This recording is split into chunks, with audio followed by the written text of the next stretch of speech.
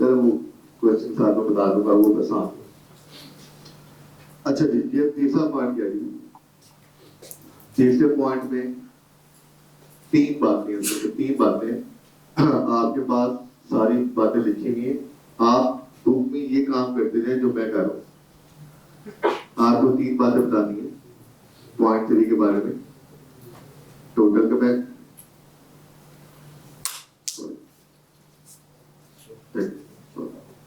Total capacity, actual capacity. Capacity होती है जितना आप टोटल प्रोड्यूस कर सकते हैं अपने प्लांट में। एक्चुअल कैपेसिटी का मतलब है आपने साल एक्चुअल प्रोडक्शन इन यूनिट्स कितनी की है, यूनिट्स में, सेल्स में नहीं, कॉस्ट में नहीं, यूनिट्स में। और तीसरी बात मुझे क्या बतानी है, द रीजन फॉर शॉर्टफॉल।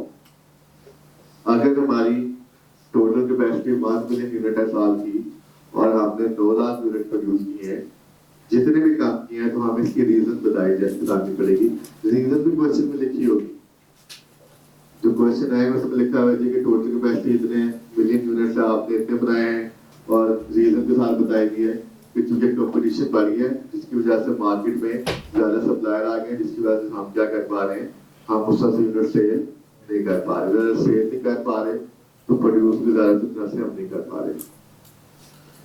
अच्छा जी, नंबर ऑफ एम्प्लॉइज, ये भी कल मैंने आपको बताया कि बात ही आज भी कल बताई थी कि हमें इसमें 2 बातें बताना। ये छोटे पॉइंट है। अगर आप हम गलतियां करते हैं, शायद मैं भी जब आपकी एज में था इस तरह से करता रहा हूँ।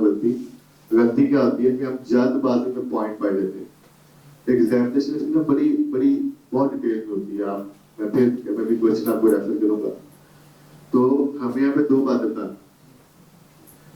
हमें बताना ये है, ईयर एंड पे टोटल एम्प्लॉइज कितने थे, और हमें क्या बताना है, during the year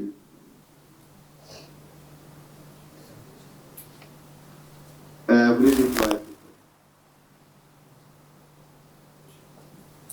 again information will be given.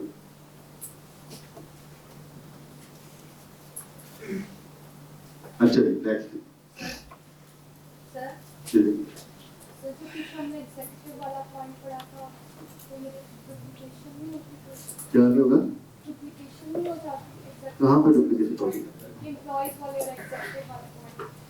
Duplication किस चीज की? तो वहाँ भी तो एम्प्लॉयज एग्जीक्यूटिव वाले, हाँ, वहाँ भी तो हम वहाँ पे क्या करते हैं, मेंशन करते हैं। वहाँ पे यहाँ पे तो सिंपल मेंशन करना है नंबर। यहाँ पे मेंशन करना है कि ईयर एंड की बात कर लेते हैं कि साल के एंड पे हमारी कंपनी में सुनकर टोटल 1000 एम्प्लॉय, बस ये मेंशन करना है। वहां पे क्या होगा, वहां पे टेबल सा बनेगा। आप लिखेंगे जी सीईओ ए, डायरेक्टर हमारे पास है फॉर एग्जांपल 7 होते ना, ज्यादा भी तो हो सकते हैं, 7 से ज्यादा नहीं हो सकते, ज्यादा से भाई हमारे कौन से मतलब चलो 7 ही है।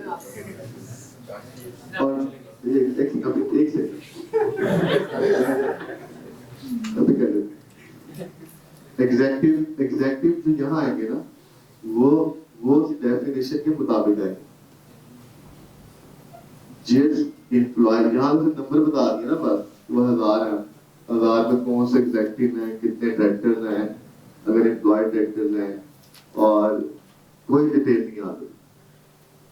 यहाँ पे आगे थे जिनकी एनुअल बेसिक सैलरी 12 लाख से ज्यादा होगी, वो एग्जेक्टिव आ जाएंगे। फॉर एग्जाम्पल कहते हैं कि हमारी कंपनी में 70 एग्जेक्टिव, और फिर इधर सारे उनके क्या आते जाएंगे, डिटेल में बेनिफिट आ जाएंगे। इस तरह का डिस्प्ले बनेगा, ठीक है ये। तो ये वो एक अलग चीज है, वो टोटल सिंपल नंबर है। और यहाँ पे क्या है, यहाँ पे बेनिफिट के लिहाज से इसमें से इतने एग्जेक्टिव है, एग्जेक्टिव वही होंगे जो डेफिनेशन को मीट करेंगे। पहले हम उस डेफिनेशन के मुताबिक एग्जैक्टिव पता करेंगे और उसके बाद फिर जो ज़्यादा कंपनी के पास सारी इन्फॉर्मेशन होती है आप कितना बेनिफिट दे रहे हैं एग्जामिनेशन पार्ट में उससे तो हमें सारी इन्फॉर्मेशन दी जाएगी। जो क्वेश्चन है मैं वो करवा भी दूंगा जो लेटेस्ट आया है ना आप लोगों को भी क्लास के साथ करवा दूंगा ताकि ताज़ा हो जाएगा उसको लेटेस्ट आया है। अच्छा नेक्स्ट पॉइंट नंबर 5 में क्या लिखा हुआ है नेक्स्ट आते हैं। अच्छा जी पॉइंट नंबर 5 क्या है जी कि हमें क्या करना है हमने जो हमारी एसोसिएट कंपनी है उनके साथ जो हमारे क्या कहते हैं जी हमारे ट्रांजैक्शन हुए हुए एग्रीमेंट हुए हुए along with the basis of relationship ठीक है जी वो हमें क्या करनी है बतानी है।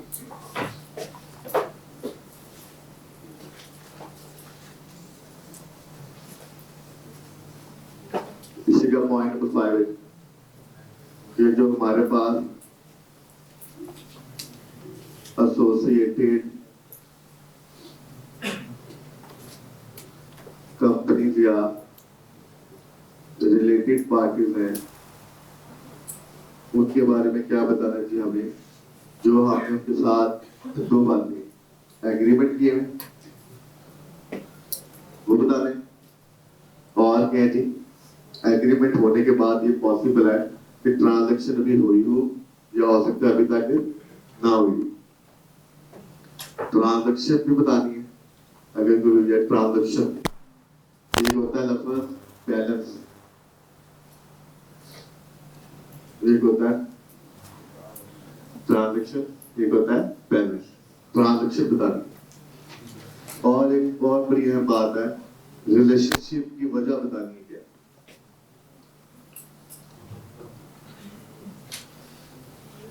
मतलब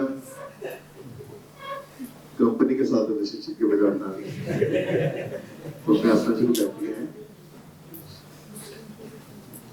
फॉर एग्जाम्पल हम अल्फा कंपनी की बात करें तो अल्फा कंपनी बीटा कंपनी जो है वो अल्फा कंपनी की एसोसिएटेड कंपनी है तो हमें रिलेशनशिप की वजह बतानी है कि इन दोनों के दरमियान जो रिलेशनशिप है वो कैसे बना वो 2 रीजन हो सकती है कॉमनली एक ये हो सकती है कि आपने उस कंपनी के क्या किए हुए certain percentage of share buy किए जैसे आपको पता है जो एसोसिएट होती है वो कौन सी कंपनी होती है जिनके हमने क्या किए होते हैं मोर देन 20% लिख लें अपने पास एसोसिएट किसे कहते हैं एसोसिएटेड कंपनी क्या होती है एसोसिएट क्या होती है आईएएस के मुताबिक आगे लिख लीजिएगा आईएएस के मुताबिक जिसके हमने greater than equal to 20% ordinary share buy किए greater than equal to 20% ordinary share ठीक है जी तो हमें बताना पड़ेगा कि हमारे पास इस कंपनी की ऑनरशिप की परसेंटेज कितनी है या एक और रिलेशनशिप की वजह हो सकती है वो क्या हो सकती है कॉमन डायरेक्टरशिप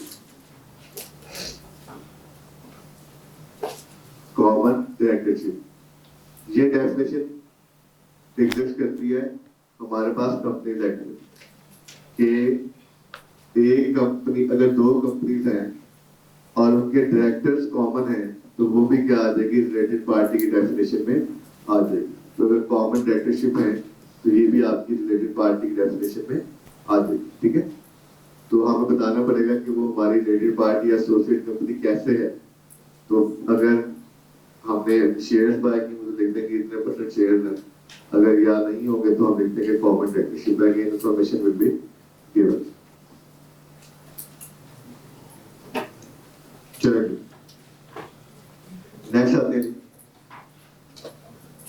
अब आगे आते हैं अच्छा अब आगे जो इंफॉर्मेशन है ना वो किसके बारे में उसकी थोड़ी सी ना एक्सटेंट फर्क है पॉइंट नेक्स्ट पॉइंट बना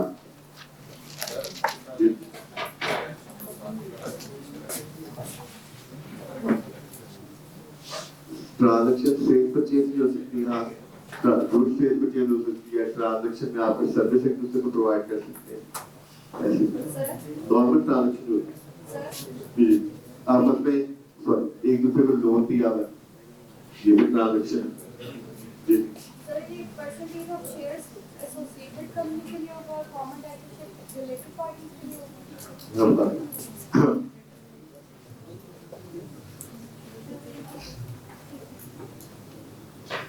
जो रिलेटेड पार्टी है ना, रिलेटेड पार्टी का भी हमारे IAS है, लेकिन हमारे सिलेबस में नहीं IAS 24 नीचे लिखा भी हुआ है कि डेफिनेशन हम उसकी फॉलो करनी है। रिलेटेड पार्टी की डेफिनेशन ब्रॉडर, आप ये समझें कि रिलेटेड पार्टी जो है सब्सिडरी भी रिलेटेड पार्टी होती है, आपकी एसोसिएट भी रिलेटेड पार्टी होती है, तो ये सारी रिलेटेड पार्टी होती है। कॉमन डायरेक्टरशिप की बेसिस पे भी रिलेटेड पार्टी हो सकती है, ठीक है। तो इसमें जो इस पॉइंट पे जो वर्ड यूज किया गया ना, associate company slash related party, associate company भी रिलेटेड पार्टी की अम्ब्रेला में आती है। तो रिलेटेड पार्टी में भी सारे रिलेशनशिप आ रहे होते हैं, सब्सिडरी, एसोसिएट, आगे जॉइंट वेंचर वगैरह भी लिखा हुआ है, सारे उसमें आ रहे होते हैं, ठीक है। कॉमन डायरेक्टरशिप की बेसिस पे एसोसिएटेड हो सकती है? कॉमन डायरेक्टरशिप के बेसिस पे वो सिर्फ आपकी रिलेटेड पार्टी बने, रिलेटेड पार्टी। एसोसिएटेड, एसोसिएट की डेफिनेशन IAS में है, एसोसिएट कंपनी भी आपकी रिलेटेड पार्टी होती है, लेकिन एसोसिएट की जो अपनी डेफिनेशन है वो तब मीट होती है जब आप किसी कंपनी के 20 या 20% से ज्यादा ऑर्डिनरी शेयर्स बाय करते हैं, तो रिलेटेड पार्टी का थोड़ा स्कोप ज्यादा है, ठीक है। अभी आप आगे देखिएगा वो कुछ लफ्ज लिखे भी हुए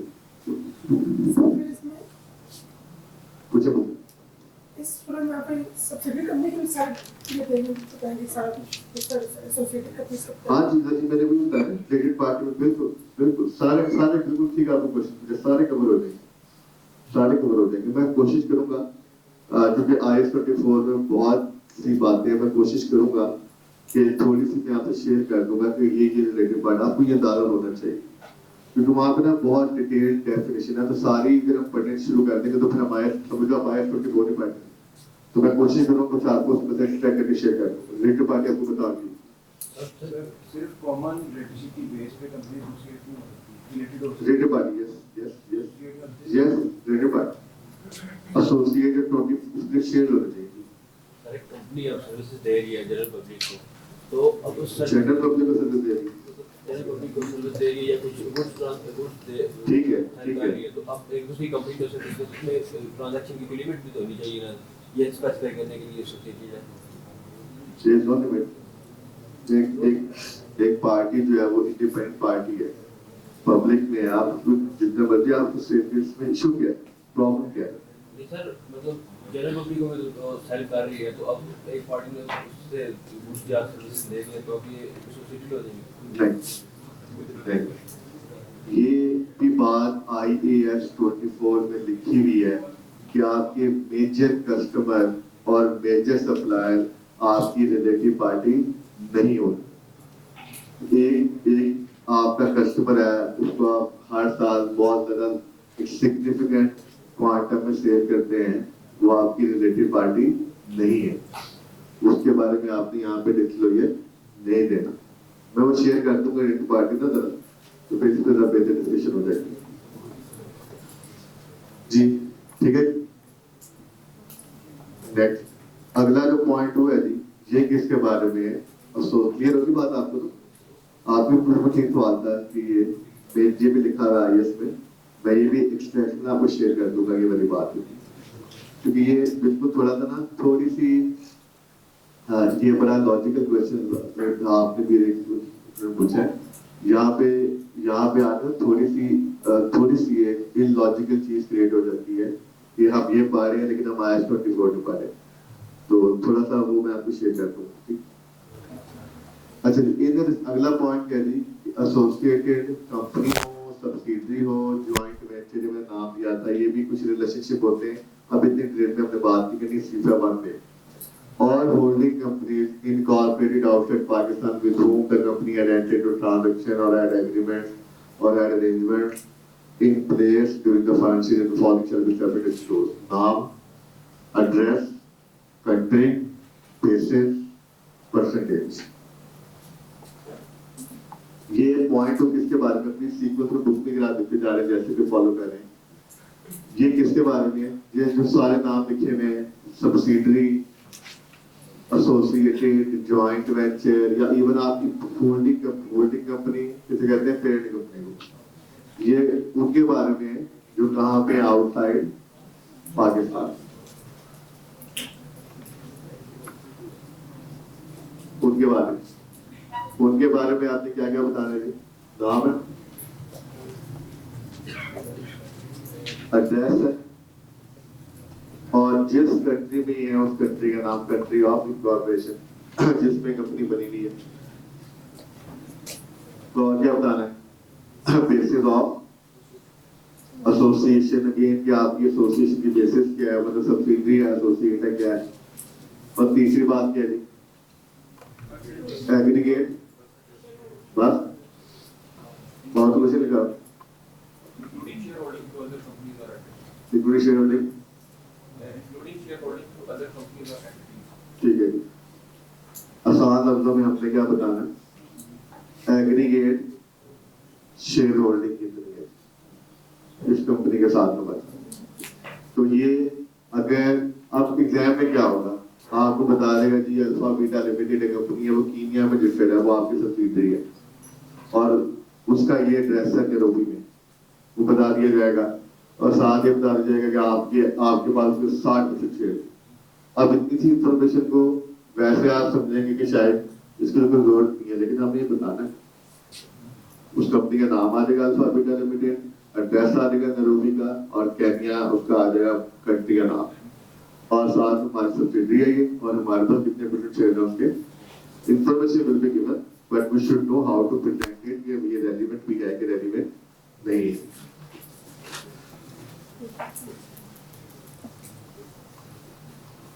नेक्स्ट देखिए। अच्छा जी,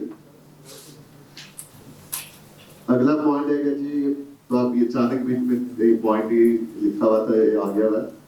हमें बताना है कि general nature of credit facility available to company in the contract other than trade credit, ठीक है। आसान लफ्जों में ये हमें ना, एक होती है आपने बॉडी कॉस्ट में पढ़ा हुआ है, मैं सिर्फ रेफरेंस दे रहा हूँ ताकि आपको बातें याद आ जाए। रनिंग फाइनेंस फैसिलिटी, अगर आपको वो क्वेश्चन याद हो तो पेपर में भी आया था मेरे ख्याल से, उसमें लिखा हुआ था कि जी इतनी लिमिट है, पहले भी अपने सवाल किए हुए हैं पेपर में, कितनी लिमिट है, कितना बैलेंस आपने वेल किया हुआ है, इतना, वो इंफॉर्मेशन सारी की हुई।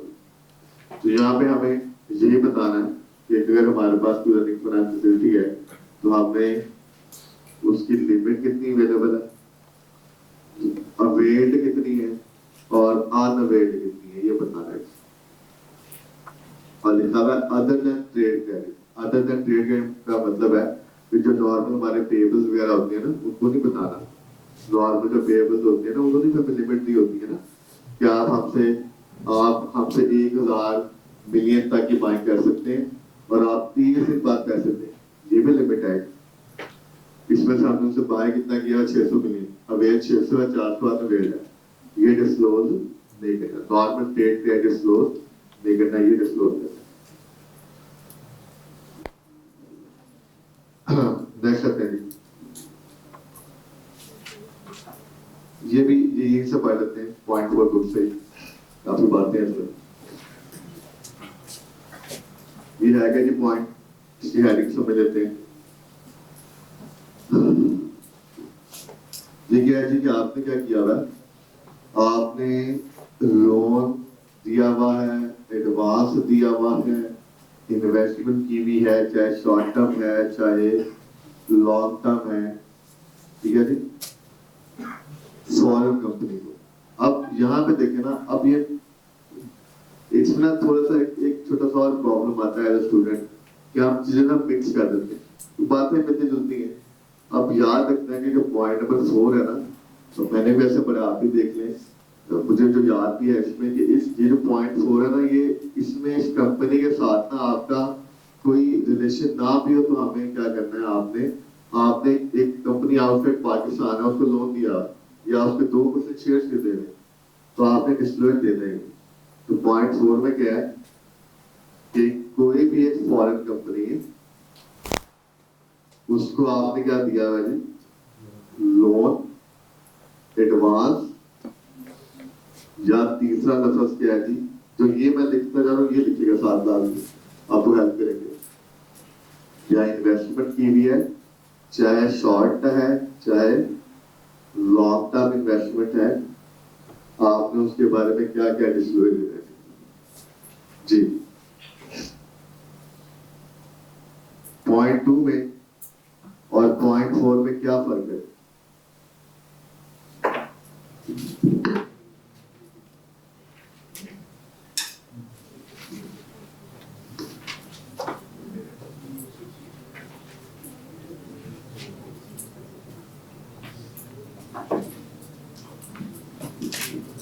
पॉइंट 2 भी आउटसाइड पाकिस्तान है। पॉइंट 2 किसके बारे में है? पॉइंट 2 है जी एसोसिएटेड कंपनी के बारे में। पॉइंट 2 है सब्सिडरी के बारे में, वो भी आउटसाइड पाकिस्तान है, ये भी आउटसाइड पाकिस्तान। पॉइंट 2 है ज्वाइंट वेंचर के बारे में। पॉइंट नंबर 2 है होल्डिंग आपकी पेरेंट के बारे में। बल्कि पॉइंट नंबर 4 किसके बारे में है कि एक कंपनी आउटसाइड पाकिस्तान है, वो आपकी सब्सिडी नहीं है, वो आपकी एसोसिएट नहीं है, वो आपका ज्वाइंट वेंचर नहीं है, वो आपकी पेरेंट कंपनी नहीं है, लेकिन आपने उसके 2% शेयर खरीदे हुए या आपने उसको लोन दिया है। तो ये ज्यादा पॉइंट है, इसको उससे मिक्स नहीं करना।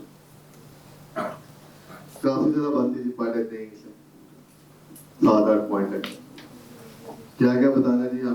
हमें नाम बताना है और किस जुरिडिक्शन का मतलब है, किस मुल्क में वो लोकेटेड है, उसका एड्रेस बताना है, name and address of beneficial owner of investment company. ये ब्रांड पॉइंट। बेनिफिशियल ओनर क्या होता है? बेनिफिशियल को एक्सप्लेन करेगा जी एक्चुअल ओनर। हाँ जी, बेनिफिशियल ओनर का मतलब क्या है?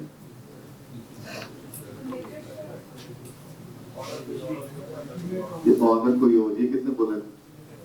अच्छा आप जी, सही हुआ।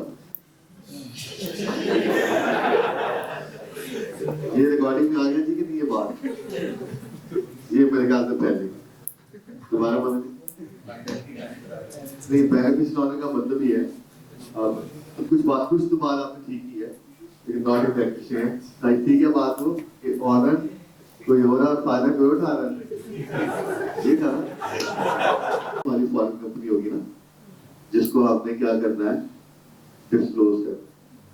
अब इस कंपनी को इस एबीसी को 100% कौन ओन करता है? XYZ limited. और XYZ लिमिटेड के पीछे एक ही 100% ओनर है, वो है तैफूर साहब।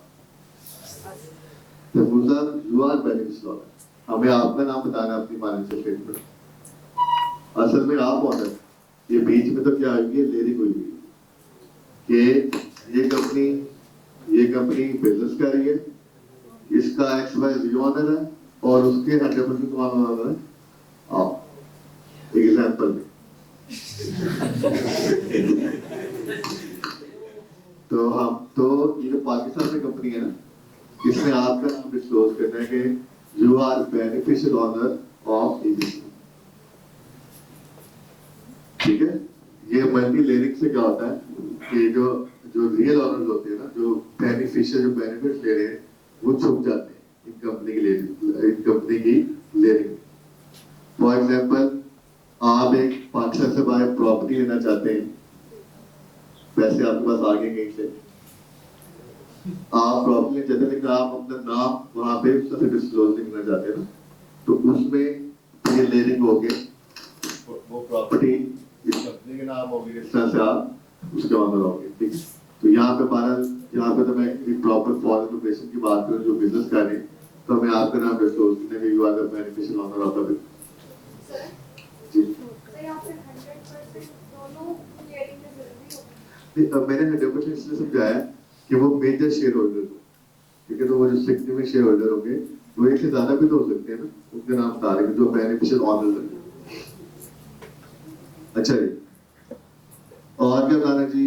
कितने कितने रुपयों का लोन दिया है, लोकल करेंसी में या फॉरेन करेंसी में, जो भी होगा बता देंगे। टर्म्स एंड कंडीशन बता देंगे लोन की क्या है, कितने पैसे वापस हम ले चुके हैं वो बता देंगे लोन के, कितना लोन दिया था कितना वापस आगे दोनों बताना पड़ेगा। Details of litigation against the investing company, अगर कोई लिटिगेशन चल रही, कोई केस चल रहा है उसका कंपनी साथ वो बता देंगे। कोई डिफॉल्ट हुआ है या ब्रीच हुआ है वो बता देंगे। और अगर कोई गेन और लॉस आया है case of disposal of foreign investment, अगर आपने उस इन्वेस्टमेंट को बेच भी दिया है और गेन लॉस आया तो वो भी क्या करना पड़ेगा, डिस्क्लोज करना पड़ेगा।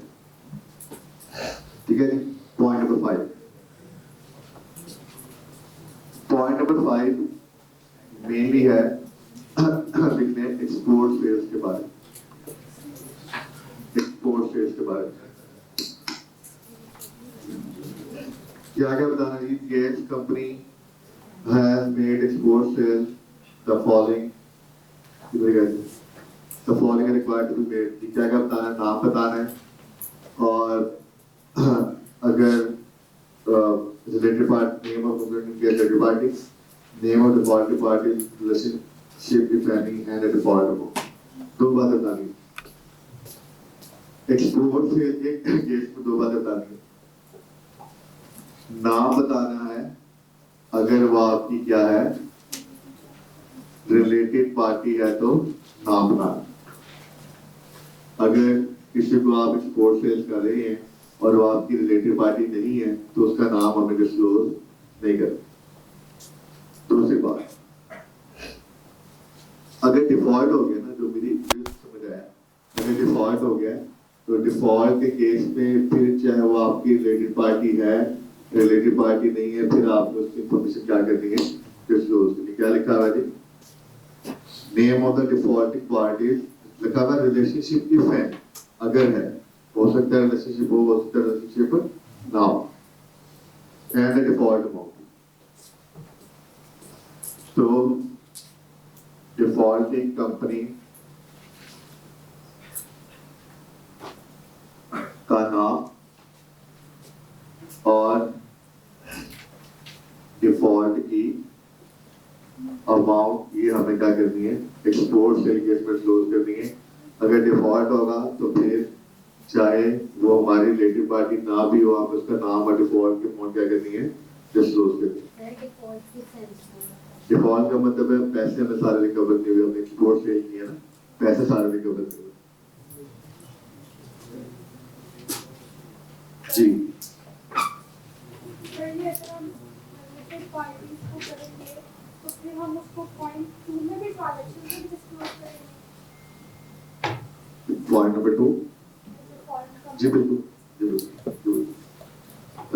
वो एक इधर डिफॉल्ट में लिखा हुआ, यहाँ डिफॉल्ट कवर हो जाएगा और वो ट्रांजैक्शन वहां कवर हो जाएगा, उधर सेल ट्रांजैक्शन। यहाँ पे सेल्स का नहीं बताया हुआ, यहाँ पे लिखा हुआ है डिफॉल्टिंग अमाउंट। आपने 100 रुपए की सेल की, डिफॉल्ट हुआ 20 रुपए का, तो यहाँ 20 रुपए बता दें डिफॉल्टिंग अमाउंट था जी, डिफॉल्ट हुई जी। नेक्स्ट है एसओएफपी के बारे में। ये भी बहुत इम्पोर्टेंट पॉइंट है, ये भी जितनी बार भी 2 बार क्वेश्चन आए एक घर के बाबा।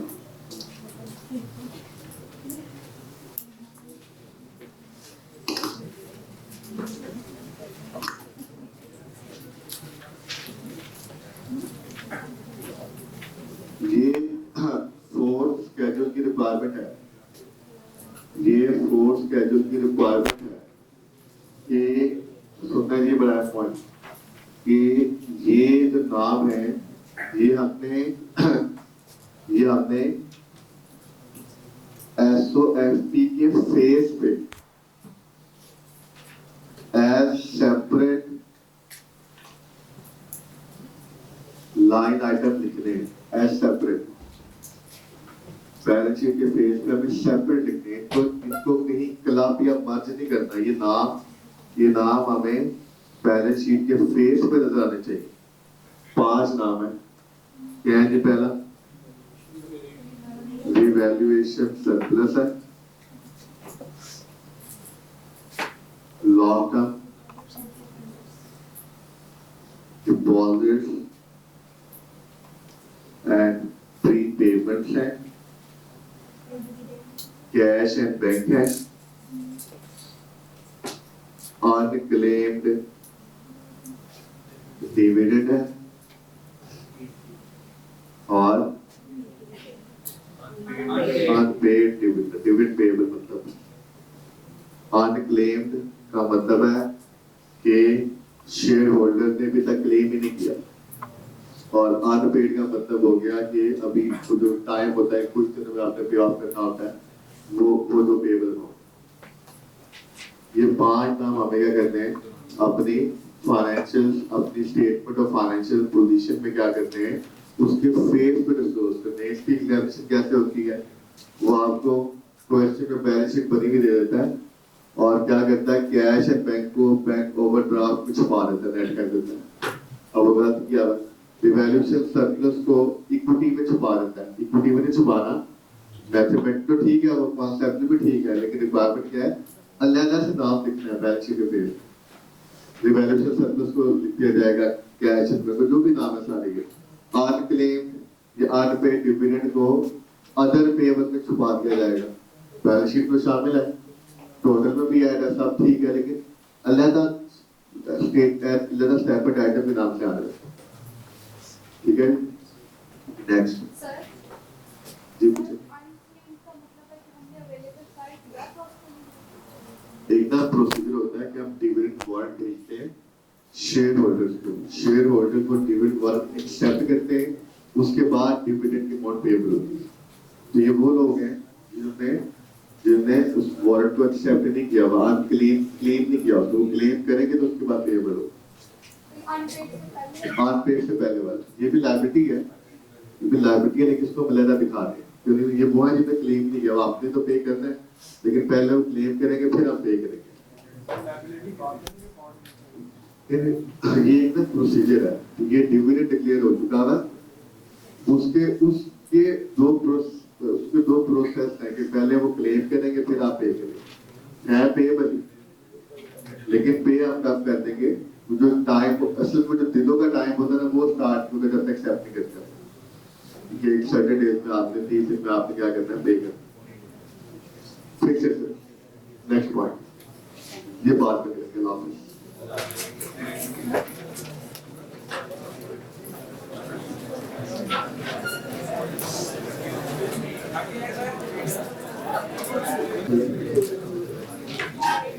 कोई क्वेश्चन नहीं,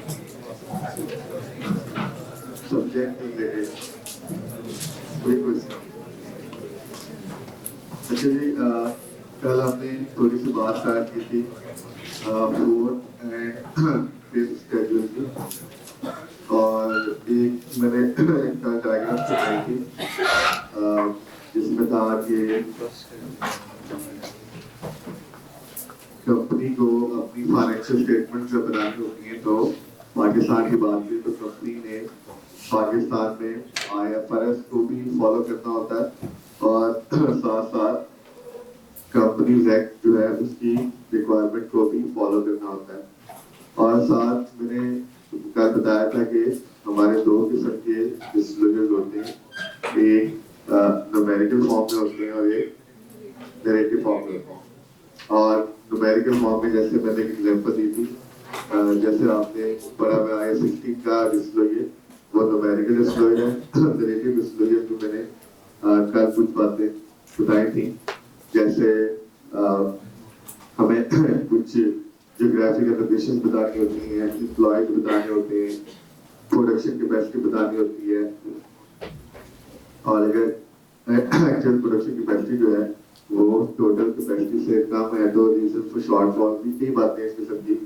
शेयर कैपिटल के डिस्क्लोजर होते हैं कि कितने शेयर्स आपने कैश में इशू किए हैं, कितने आपने बोनस शेयर इशू किए हैं, कितने शेयर्स आपने एसेट्स के बदले इशू किए हैं। तो इस किस्म की काफी इंफॉर्मेशन होती है जो हमें डिस्क्लोज करनी होती है। आखिरी बात ये की थी कि जो फोर्थ शेड्यूल है वो अप्लाई होता है लिस्टेड कंपनीज पे, और फिफ्थ शेड्यूल जो अप्लाई होता है वो नॉन लिस्टेड कंपनीज पे अप्लाई होता है। थर्ड शेड्यूल भी है, वो ज़रा से कवर कर लेंगे। एक्चुअली थर्ड शेड्यूल में वैसे तो कोई एग्जामिनेशन नहीं होती उसमें से वो, लेकिन एमसीक्यूज के लिहाज से बहुत बहुत इम्पोर्टेंट शेड्यूल है। उसको भी मैं आपको साइन कर दूंगा, आप देखिएगा, फिर डिस्कस कर लेंगे। मैं डिस्कशन मोड में आपको बता दूंगा। बहुत आसान है लेकिन वो एमसीक्यूज बहुत ज़्यादा उसमें एग्जामिनेशन होती है। उसमें लिखा है कंपनी की टाइप क्या है, सिग्निफिकेंट कंपनी होती है, पब्लिक इंटरेस्ट कंपनी होती है, लार्ज कंपनी होती है, सारी कंपनी की इंफॉर्मेशन और उसमें है, और साथ और भी बहुत बातें हैं, क्राइटेरिया वगैरह हैं। एमसीक्यू क्लास से बहुत इंपॉर्टेंट चैप्टर है वो, लेकिन वैसे उसके भी शॉर्ट क्वेश्चन वगैरह शायद नहीं आ सकते। अभी फोर्थ का स्टार्ट करते हैं। मैं आपको आपने इसमें करना ही है कि ये वैसे भी थोड़ा सा समराइज वर्जन ही है जो मैंने बुक में ऐड किया है। समराइज वर्जन का मतलब है कि इसमें तो कोई चीज ओमिट नहीं है, ओरिजिनल जो फोर्स स्केड्यूल है वही फोर्स स्केड्यूल है ये, लेकिन जरा आसान कुछ जगह पे जहाँ आसानी हो सकती थी वहाँ पे आसानी की गई है समझाने के लिए, लेकिन इसमें कोई चीज ओमिट नहीं हुई। तो पेज नंबर आ रहे हैं, मैंने इसमें लिखा है बुक आ जाइएगा पेज नंबर 253।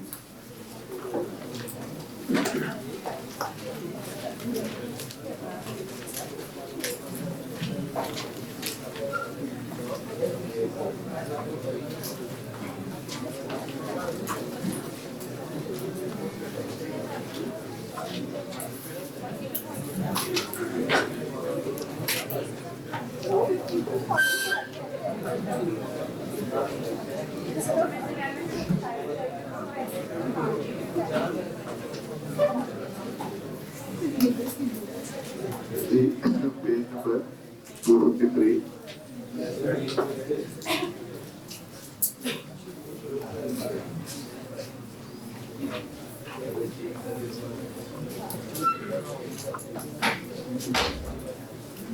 फोर्स स्केड्यूल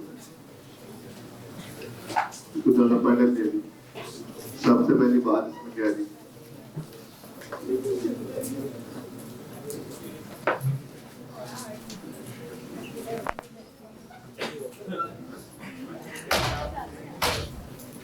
सबसे पहली बात क्या दी इसमें,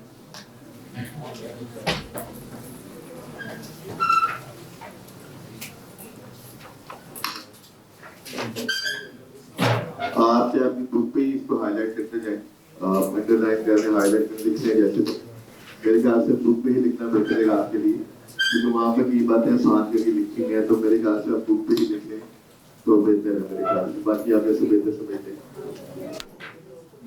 फोर्स स्केड्यूल, एक चीज मैं इसकी सिग्निफिकेंस बता दूं आप लोगों को, इसकी सिग्निफिकेंस मैं आपको बता दूं। अपारेंटली तो ये थ्योरेटिकल है, अपारेंटली तो लेकिन इसमें इस फोर्थ एंड फिफ्थ कहने की चीज है, इस स्केड्यूल में से 2 दफा 2020 मार्क्स के क्वेश्चन आ चुके हैं। एक दफा आई थिंक ऑटम 18 में आया था, बनाना लिमिटेड के नाम से आपकी बुक में अवेलेबल है, और एक अभी स्प्रिंग 21 में आया था 20 मार्च का, वो उसका नाम है सेफगार्ड लिमिटेड, वो भी बुक में है। और अभी रिसेंटली जो अभी स्प्रिंग 22 की टेम्प हुई है उसमें भी इसी में से 7 नंबर का मंशन बताया था पहले भी एग्जाम में हुआ। तो इसकी एमसीक्यूज वगैरह में तो ये चीजें पूछी जा सकती है, जैसे थर्ड शेड्यूल का मैंने रेफरेंस दिया है, लेकिन ये इस पे 2020 मार्च के भी क्वेश्चन एग्जामिन हुए हैं, और उन क्वेश्चन में कोई भी न्यूमेरिकल जजमेंट नहीं होती। इस तरह के सवाल में सिर्फ इंफॉर्मेशन दी जाती है और हमें बताना आता है इसको हमने इस तरह से प्रेजेंट करना है या डिस्क्लोज करना है।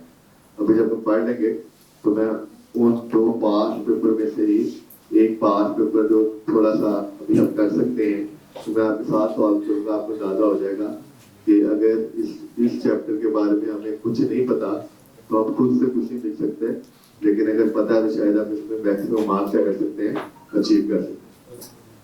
तो पहली बात ये है कि फोर्थ स्केड्यूल जो है वो लिस्टेड कंपनीज पे अप्लाई होगा एंड देयर सब्सिडरी। सब्सिडरी क्या होती है?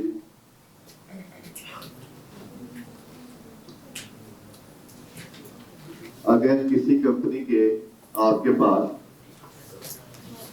50% से ज्यादा शेयर्स हैं तो ऐसी इन्वेस्टिंग कंपनी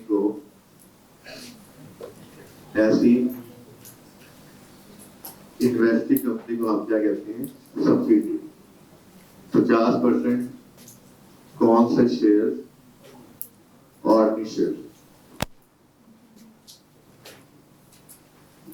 प्रेफरेंस और अगर आपके पास किसी कंपनी के 100% प्रेफरेंस शेयर्स हैं और 2% ऑर्डिनरी शेयर्स हैं तो आप उस कंपनी के एक सिंपल से शेयर होल्डर हैं बस। तो ऑर्डिनरी शेयर जो प्रेफरेंस शेयर जो होते हैं ना उनमें वोटिंग राइट नहीं होता तो आप कंट्रोल नहीं करते ऑर्डिनरी शेयर। इसका मतलब क्या हुआ? इसका मतलब हुआ फर्ज करते हैं एक कंपनी है अल्फा, ये एक लिस्टेड कंपनी है, इसकी कंपनी है बीटा। आपको पता है कंपनी प्राइवेट भी हो सकती है और पब्लिक कंपनी भी हो सकती है। अगर नहीं पता तो मैं लिख देता हूं।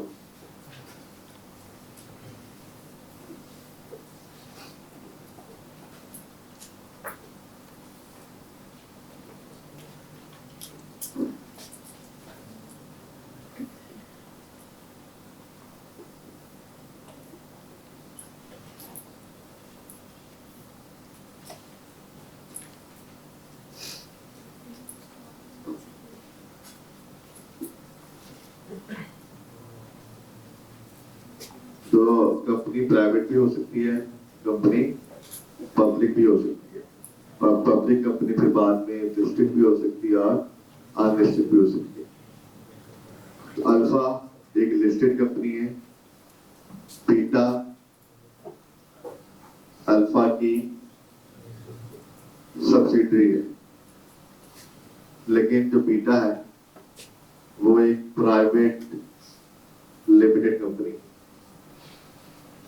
तो फोर्स स्केड्यूल लाया था लिस्टेड कंपनीज पे, अभी मैंने लिखा भी है। तो जो अल्फा तो है वो तो फोर्स स्केड्यूल फॉलो करेगी और फिफ्थ होता है नॉन लिस्टेड कंपनी के लिए। नॉन लिस्टेड पे सारी आ जाती है जो लिस्टेड नहीं है जी। बीटा क्या फॉलो करेगी? Force schedule.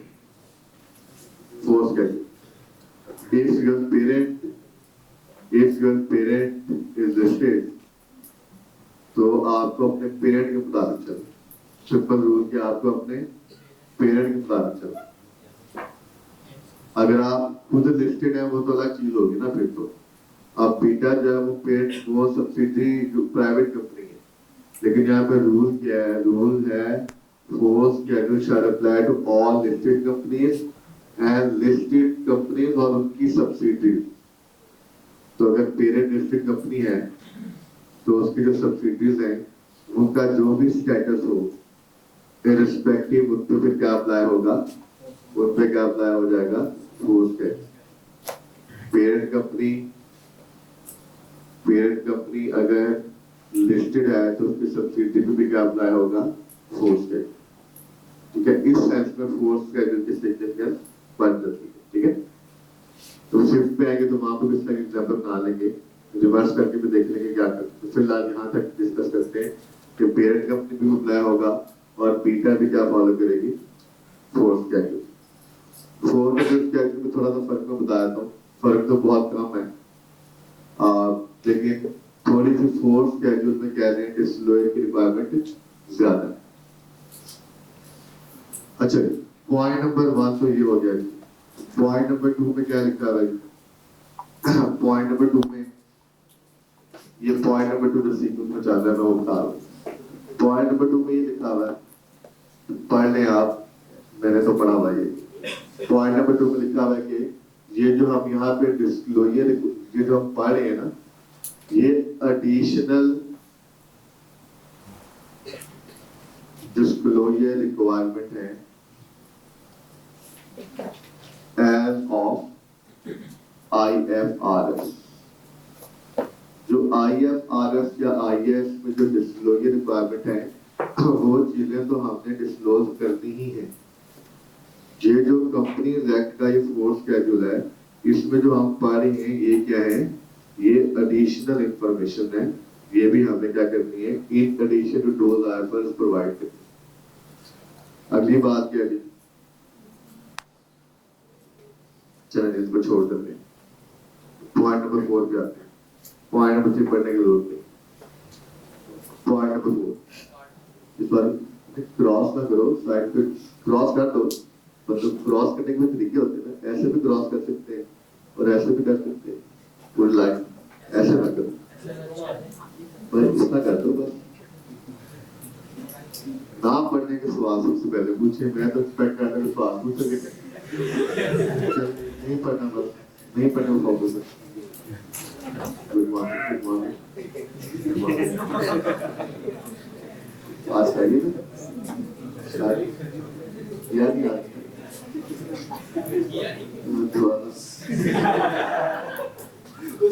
तो वापसी पे करो बेटी। हाँ जी, बस आज के लिए बस। हाँ लोग तो ऐसे ही आज के लिए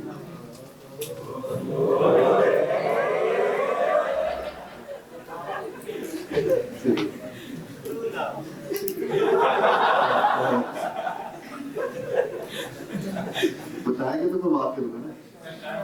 हाँ बता दो, नहीं वो बताने लगा, आप अपना बता दें।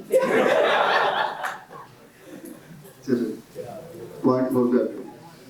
चलिए हाँ अच्छा जी, पॉइंट 4 पे आगे बड़ी आसान सी बात है। पॉइंट 4 के बिना 3 सेक्शन आए थे, ए बी, पर ये भी बड़ी है बात, तीनों बातें बड़ी है।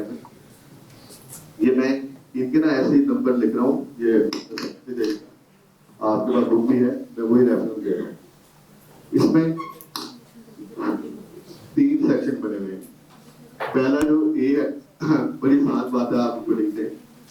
सेक्शन ए में लिखा हुआ है जी कि कैपिटल रिजर्व क्या क्या होते हैं, ये पढ़ लीजिए। मैं थोड़ा सा इसमें आपको ऐड कर देता हूँ कि 2 किस्म के रिजर्व होते हैं, एक कैपिटल रिजर्व होते हैं, एक हमारे क्या होते हैं, रेवेन्यू रिजर्व। यहाँ पे जो अगर आप बुक में देखें,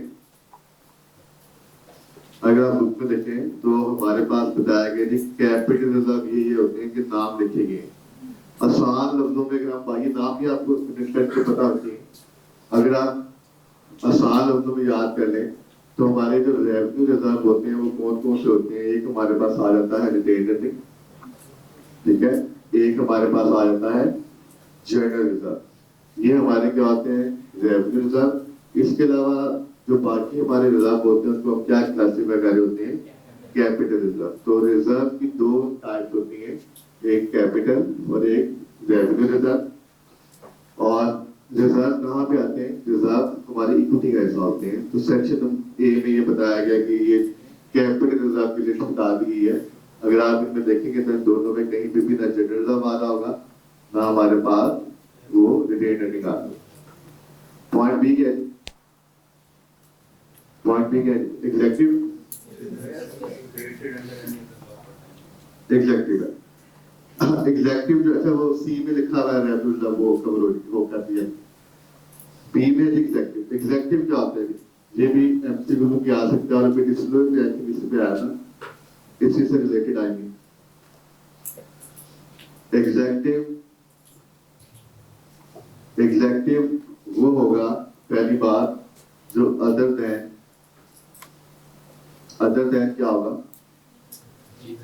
ना डायरेक्टर होगा ना सीईओ होगा। एग्जेक्टिव कौन होगा, आसान लफ्जों में जो एम्प्लॉयज होते हैं उनकी बात हो रही है, लेकिन सारे एम्प्लॉयज नहीं। एग्जेक्टिव डायरेक्टर सीईओ के अलावा जो बाकी एम्प्लॉयज होते हैं कंपनी में, उनमें वो एम्प्लॉयज जिनकी एनुअल, पहली बात है पूरे साल की, दूसरी बात है बेसिक, आप टैक्स के मसला चैंपियन है, आपने वहां पे पढ़ा हुआ है कि बेसिक सैलरी क्या होती है, अलाउंसेस क्या होते हैं, प्रोविजन क्या होते हैं, सारी चीजें आपने पढ़ी हुई है। तो एनुअल बेसिक सैलरी अगर ग्रेटर देन है 1 लाख रुपए पर मंथ साल लोगों में, 12 लाख है ना, उससे ज्यादा 1 लाख से ज्यादा पर मंथ। या अगर आप एग्जैक्ट रूल पढ़े तो रूल क्या है, एनुअल बेसिक सैलरी अगर 1.2 मिलियन से ज्यादा है तो वो कौन है जी, उन्हें क्या कहा जाएगा, executive basic salary, annual basic salary. Point number जो सी लिखा हुआ है वो रेवेन्यू रिजर्व के बारे में है, ए बी या सी वो पढ़ लीजिएगा, वो कवर हो गया। ये एग्जैक्टिव क्यों डिफाइन किया गया, उसकी वजह ये है कि हमारा जो अभी आगे जाके हम देख भी लेंगे,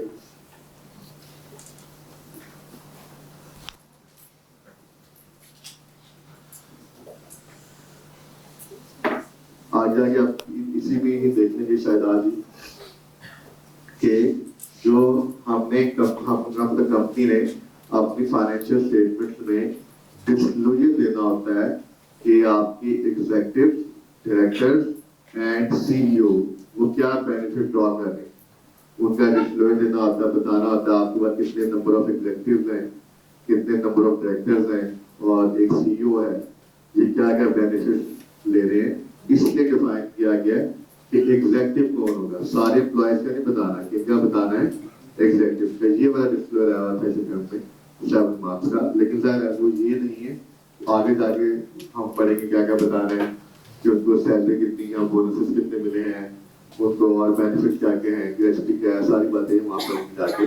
लेकिन ये डेफिनेशन इसलिए यहाँ पे आ रही है क्योंकि उस डिस्क्लोजर में हम एग्जीक्यूटिव पहले डिफाइन करेंगे और फिर उसी एग्जीक्यूटिव के बारे में सारी डिटेल, मतलब नाम नहीं बताते, सिर्फ number of executive, number of directors करके हम टोटल बता देते हैं कि ये बेनिफिट दिए जा रहे हैं। ये इसलिए नेक्स्ट आइए। अच्छा नेक्स्ट जो पॉइंट नंबर आगे ना 1 स्टार्ट हो गया है, ये इसकी हम हेडिंग देख लेते हैं, जनरल इंफॉर्मेशन। ये बहुत इंपॉर्टेंट पॉइंट, ये क्या जी आपको मैं लिखा आ रहा है जी, ये प्लीज आप अगर साथ साथ याद करते जाएंगे ना तो ये बहुत बेहतर रहेगा।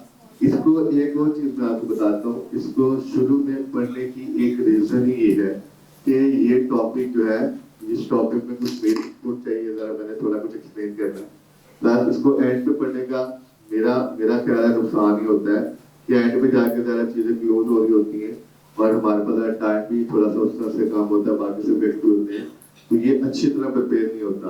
मेरी ऑब्जर्वेशन ये है, बाकी जरा किसी को बहुत अच्छा याद करना तो वो कर भी सकता है, लेकिन मैं मेजोरिटी स्टूडेंट की बात कर रहा हूँ और उसमें 20 मार्क्स का क्वेश्चन अगर आ जाए तो वो आपके पेपर के रिजल्ट चेंज कर देता है। इसलिए शुरू में फायदा ही होगा कि हम पढ़ भी लेंगे, क्वेश्चन भी कर लेंगे, अगर आवाज भी हो जाएगा। और मैं ये करता हूँ, पिछले 3-4 अटेम्प्ट ऐसे कर रहा हूँ, उससे पहले मैं करता था ये, क्या मैं कर रहा हूँ कि फोर्स कैसे पढ़ेंगे, फिफ्थ पढ़ेंगे और मैं आपको 3-4 दिन या 3 दिन दे दूंगा कि आपने मुझे आगे बताना है कि दोनों में डिफरेंस क्या है, फोर्थ और फिफ्थ शेड्यूल में क्या क्या डिफरेंसेस है। तो उसका फायदा ही होता है कि मैं कंफर्म कर दूंगा, मेरे पास नोटेड है, मैं कंफर्म कर दूंगा, तो फायदा ही हो जाएगा कि आप थोड़ा सा आप उसको खुद भी एनालाइज करेंगे कहाँ का डिफरेंस है। तो क्या जनरल इंफॉर्मेशन जाते हैं। अच्छा जी, पहला पॉइंट क्या है जी, साथ ही देखते जाते हैं हमें क्या क्या बताना जी। पहला पॉइंट क्या है, साथ साथ बातें हमें geographical location and address of business university, मैंने अभी डिस्कशन में आपको कहा था, आप चाहे इसके साथ लिखते जाए, मतलब ऊपर ही बुक के हाईलाइट करते जाए, अंडरलाइन करते हैं जियोग्राफिकल लोकेशन और हमें क्या बताना है, एड्रेस किसका जी, प्लांट का, बिल का, क्या लिखा हुआ है, क्या आसान लफ्जों में हम अपने हेड ऑफिस का भी बताते हैं, प्रैक्टिकली हेड ऑफिस का भी बताते हैं, प्लांट या बिल का भी बताते हैं। जहां जहां हमारी लोकेशन है प्लांट की, अगर एक बिजनेस है उसका एक प्लांट कराची में है, एक सक्कर में और एक किसी और पंजाब के एरिया में, तो हमें हर तीनों लोकेशन बतानी है हमारे प्लांट यहाँ यहाँ है। अगली बात क्या जी, particulars of company's immovable fixed asset including location and area of land। ये पॉइंट इसके बारे में हमें अपनी immovable, जैसे हमारे पास लैंड बिल्डिंग है, immovable asset के बारे में क्या बताना है, आप ऐसे ही हाईलाइट करते हैं, जैसे मैं कह रहा हूँ उसका एरिया बताना है, और क्या बताना है? लोकेशन और तो कुछ नहीं, लोकेशन एंड एरिया, क्योंकि लिफ्ट होगी इतनी हमारे पास लैंड बिल्डिंग और ये उसका एरिया है, ठीक है, कनाल में एकड़ में whatever जो भी होगा वो बता देंगे और साथ हम उसकी लोकेशन बताएंगे। इसकी एग्जामिनेशन कैसे होगी? असल में इसकी एग्जामिनेशन ऐसे होगी, मैं अभी थोड़ा सा पढ़ के आपको क्वेश्चन भी दिखा दूंगा, फिर क्या आपको अंदाजा हो जाए कि हम हमारी एग्जामिनेशन कैसे होगी इसकी। We will be given information हमने खुद से कुछ अज्यूम नहीं करना कि ये फ्लैट है तो ये कहाँ पे होगा, ऐसे नहीं सोचना। इंफॉर्मेशन गिवन होगी, हमें ये पता होना चाहिए कि क्या डिस्क्लोज करना है, क्या डिस्क्लोज नहीं करना और किस तरह से प्रेजेंट करना है।